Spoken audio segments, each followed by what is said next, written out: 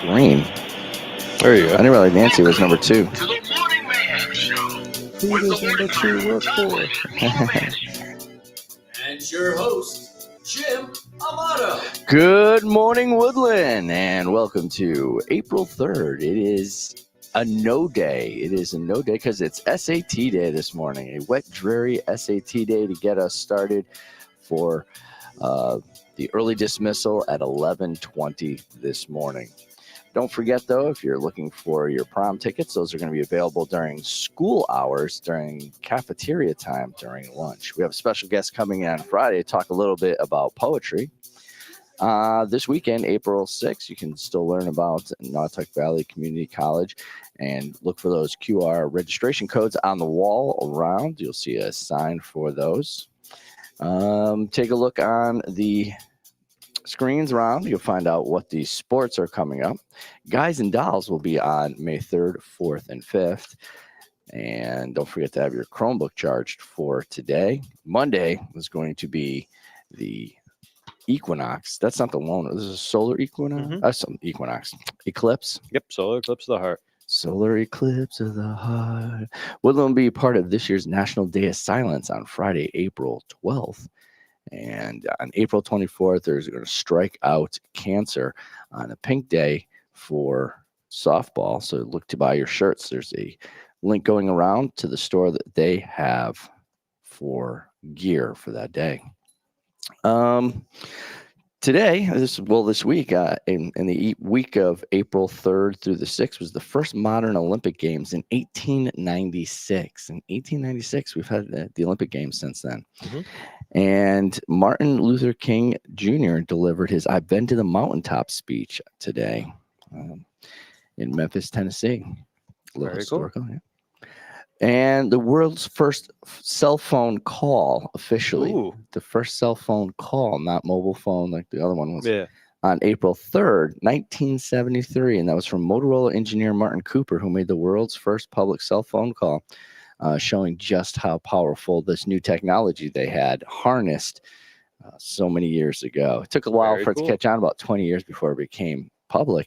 But did you have one in your car? I A did. car phone? I had a car. I did too. My very first vehicle came with a car phone. I didn't pay for the service because it was in my S10 Blazer. It had a little antenna and Oh, a yeah. little phone in there, but it didn't work. Mine worked for, I think, like the first 2 months I had it, just because the old person's like subscription or something like going on. Yeah. Then it stopped working. I had it in there forever. And one of my buddies would always pick it up and pretend to be on it whenever we were at a stoplight or stop sign, which Yeah. is sometimes embarrassing. But then later on, because it's me, I jerry-rigged a little thing so I could put my cell phone there. So I had the first ever like cell phone holder in your vehicle. All my friends were like, they were jealous because, I mean, the big bricks you had, they didn't fit in your pocket. You like just lugged them I don't around. think people understand how big cell phones are. You wore a strap across your chest with a box that hung off. God, yeah. And that was your mobile phone. God, yeah. That was a car battery, basically. People are worried about holding a battery up to your ear right now, but these things are like a giant Insane. battery hung across your chest. We still have some of the old ones. Do you really? Yeah, and I showed them to my girls, and they were shocked. They're like, "That's not a phone." I'm like, "No, that's a phone." Like, what's on it? I'm like, the battery. Yeah.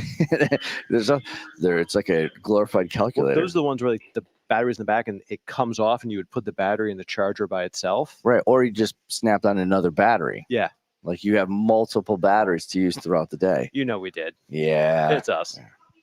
All right. Today's birthdays. Eddie Murphy is an iconic comedian.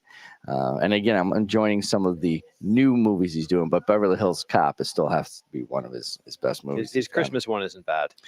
I haven't seen that. I do have it in the queue. Oh, that's good. Although last night, I'm not going to lie, I did watch the new Roadhouse. No, I can't. I think going in, I wanted to hate it. I can't. All right, so it's kind of like if Roadhouse met John Wick. No, John Wick. It's basically what it felt like. It's a darker edge. Who's in that? Let me go see. And Marlon Brando was born today. Let's remember him for The Godfather. Streetcar Named Desire. Stella. Julius Caesar. Julius Caesar. Jane Goodall is she was Mhm. working with the chimpanzees Mhm. and the apes, protecting them. That was her birthday today. And today is also the Paraprofessional Appreciation Day. All those professionals that help out in the classroom and go sometimes unnoticed, but for the work they do as teachers, we know just how valuable they are.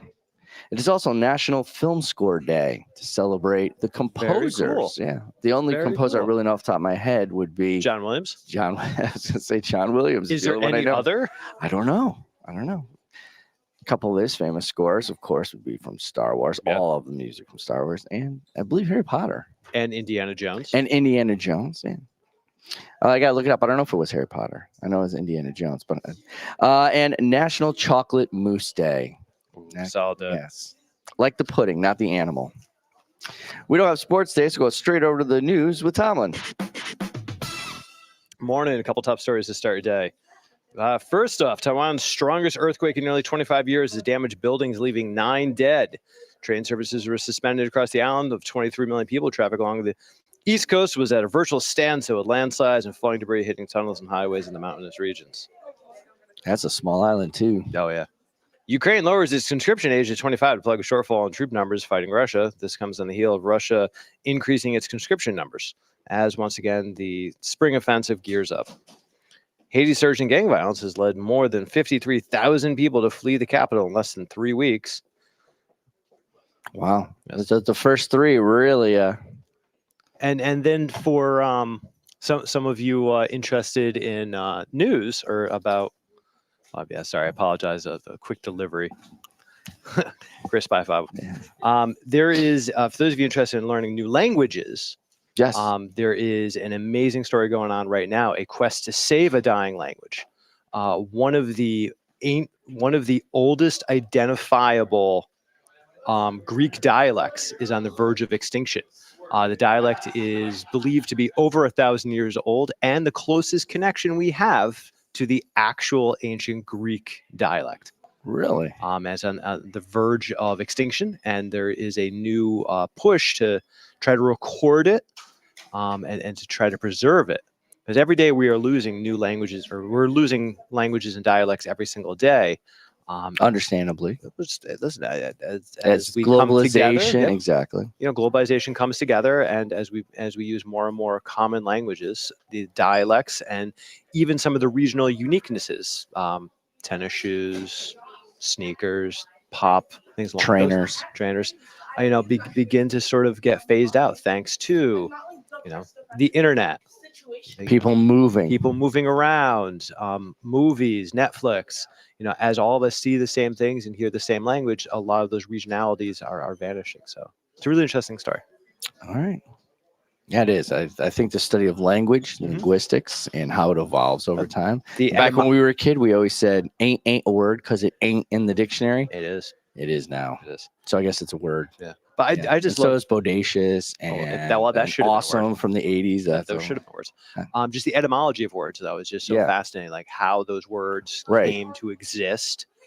A conversation with a student earlier this morning, and we're talking about a word, and they're like, "Oh, that must be Greek." Now they were referencing my big fat Greek wedding. However, which one? 1, 2, or 3? The first one. Okay. However, I forgot about the third one. Yeah. Oh. Yeah. No. She was referencing that, but it turned out the word itself was actually Greek. They were making a joke, but it was a perfect moment of, well, actually it is Greek, and this is the meaning behind that word. We think about how many language changes that we've seen just between like generations. Like the millennials have it, the Gen Z has their set of words, and some of those we've talked about some of these words that make no sense to us, that end up in just general usage patterns. They become part of the lexicon. Come on, you remember when things were mint?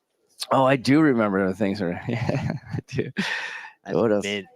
That was mint. Wicked. I guess that still happens in Boston. Wicked is still a thing, but that was a big one. Oh, it's wicked, man. Yeah, but that's still a thing. Oh yeah, maybe we can bring it back.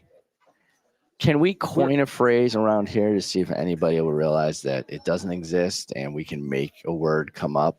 I'm entirely A-okay with trying that. So we need a word that we're going to try to insert into culture around here. And give it a meaning. Yeah. And yeah, All right. Well, we'll come up with one.